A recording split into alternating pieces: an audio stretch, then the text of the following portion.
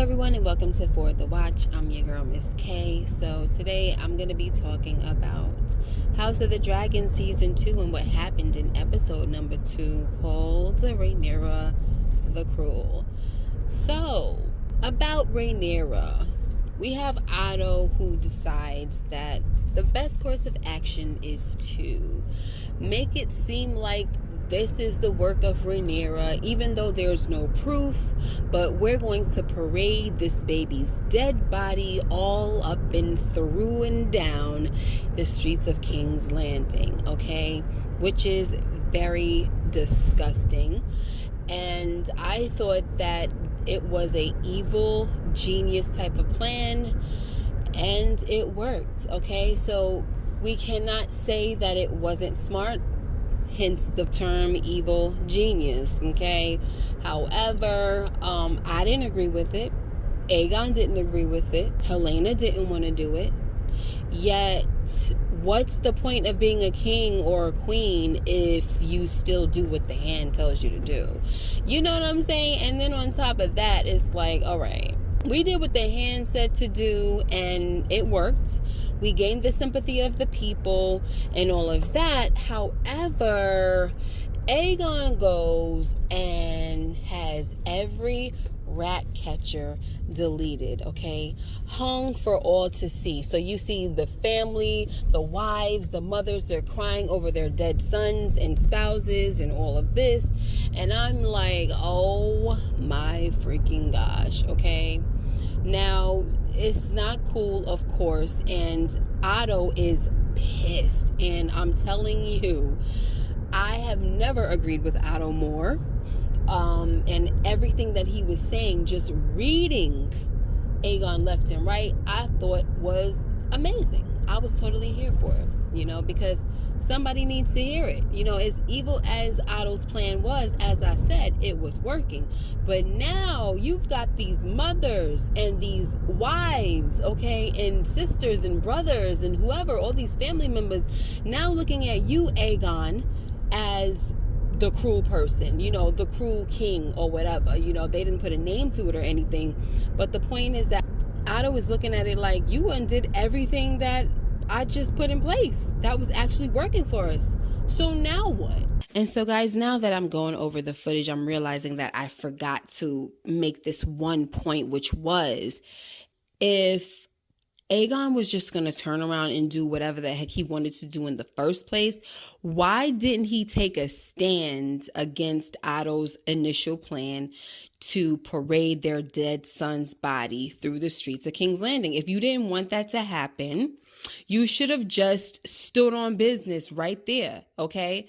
Instead, you go and undo everything, right? You did what you wanted to do eventually, but it undid the one thing that was actually working for you. So it's just like, you can't pick and choose, like, when you want to listen, when you don't want to listen. It's either you're going to listen to the hand's advice or you're not. You're going to listen to the small council or you're not. Like, which one?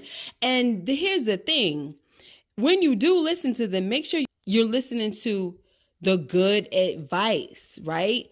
And when you're going off on your own, make sure that what you're doing on your own is the right freaking thing or is the best course of action. Like, this dude went and did something totally stupid, you know? So there's that right there.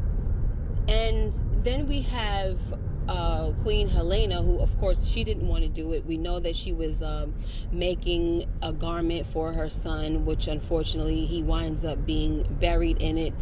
They sewed the baby's head back on his body, and it was just sad. And that whole thing where the carriage got kind of like stuck, like the wheel got stuck in like a little pothole, I was freaking out because I thought that the baby was gonna fall off, you know, and head roll off. All kinds of craziness was going through my head. I was panicking in that scene, and I felt all of Helena's anxiety. I felt so bad for her. Like, oh my gosh, I felt so freaking bad for her. By the way, guys, I'm driving while I'm recording this. I'm really trying to, you know, make the best of my time here, guys. I'm driving on the way home. So if you hear any type of background noise, some type of white noise, whatever kind of noise you may hear in the background, it's because I'm recording while I'm driving, okay? So, yeah, I felt all of Helena's anxiety, you know what I'm saying?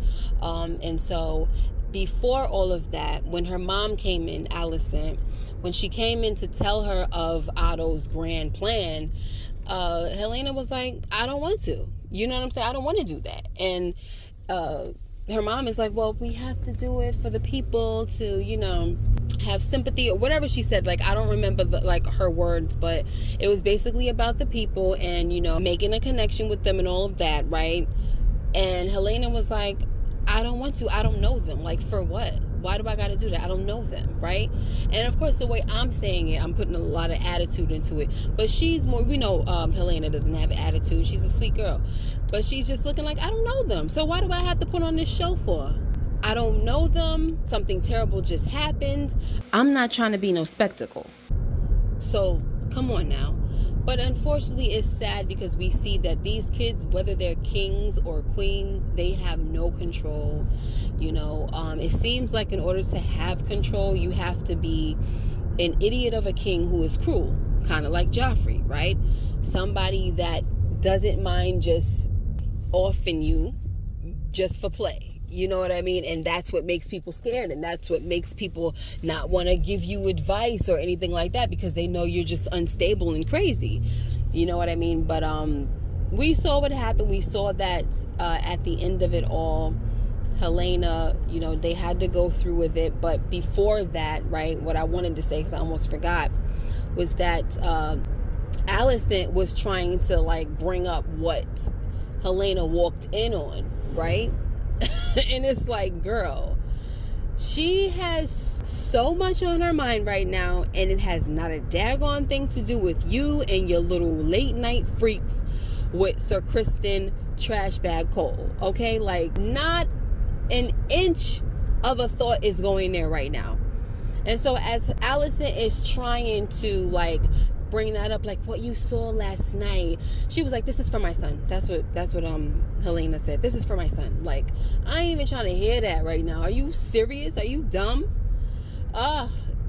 Guys, it was so annoying, and just so like, it just reeked of selfishness, and you just don't want to be exposed, and you keep trying to like uphold this type of pious demeanor, you know what I'm saying, fooling everybody into thinking that you're some type of good religious woman or whatever, okay?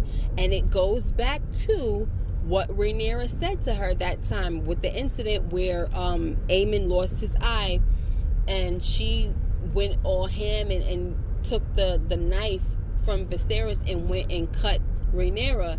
And Rhaenyra said, now they see you for what you are, you know. So it goes back to that, you know, like there is this veil that Alicent has that she's been wearing this whole time, and she's trying to act like she's so good, but she's really not. You know, everything with her is duty, duty, duty, duty, duty. But I wonder what kind of person she would really be if it weren't for duty. You know, if she wasn't tied to duty and tied to what all these men are telling her to do. Okay, she'd probably be out here spreading it, doing whatever, you know, doing all kinds of stuff. Freaking more than Sir Kristen Cole. Okay? So that's the reason why, instead of trying to comfort her daughter, she goes and says, hey, about last night, what you saw, when that's like should be the furthest thing on your mind. Like, that's not something to talk about right now. This just happened. Are you dumb? Gosh, girl, take a seat. It's not about you. Ugh.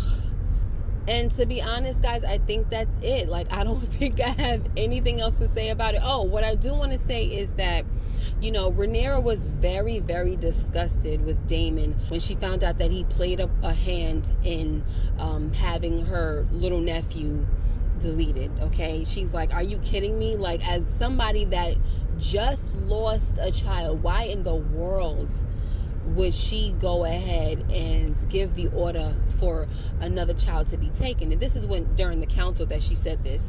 And she said, and to Helena of all people, an innocent. And that's what I love about Rhaenyra, is that no matter what kind of beef I got with Aegon, right? And even though him and Helena, they have children together, for me, I feel like the kids have immunity because they're kids, right? Regardless, right? But also, I'm not going to touch Helena's kids. Like, she's innocent. Why the heck would I do that? And so also, it just made me wish that they would have had, like, maybe fleshed out a little bit of that relationship between Helena and Rhaenyra, which I don't think there's ever been any indication that they had in a relationship in the book or even in the show. We didn't see any type of, they're too far apart. But even still, you didn't see her being like a big sister or loving sister to Helena or nothing like that, because everybody was just wrapped up in their own worlds. And at the same time, how could she really try to have a relationship with any of her siblings when her and Alicent were beefing, But that's pretty much my thoughts on that, you guys. I really do want Rhaenyra to just get in touch with that inner dragon, you know what I'm saying? I want her to tap into that fire and blood, like, for real. I know that she's trying to exercise temperance, which is admirable, but right now it's war, and this dude out here, Aegon, is showing that he throws temper tantrums, okay? Like, he doesn't have time for temperance. So you have to be ready. And if he has somebody like Sir Kristen Cole who's going to be doing some little sneaky conniving stuff like that, where you want to send a twin inside the castle to get at you, then you already know, girl, we don't have time to be nice. It's time to amp it up. Like, that's just the bottom line. So guys, I can't wait till the next episode. I'm looking forward to it. And that's pretty much that, guys. Let me know what you guys thought about this particular part of the episode and the thoughts that I shared in this video, okay? Make sure you like, comment, and subscribe if you haven't already. And hit that notification bell so you know when I upload more videos like this one. Until next time, take care and be blessed. And I'll see you in the next video. Bye-bye.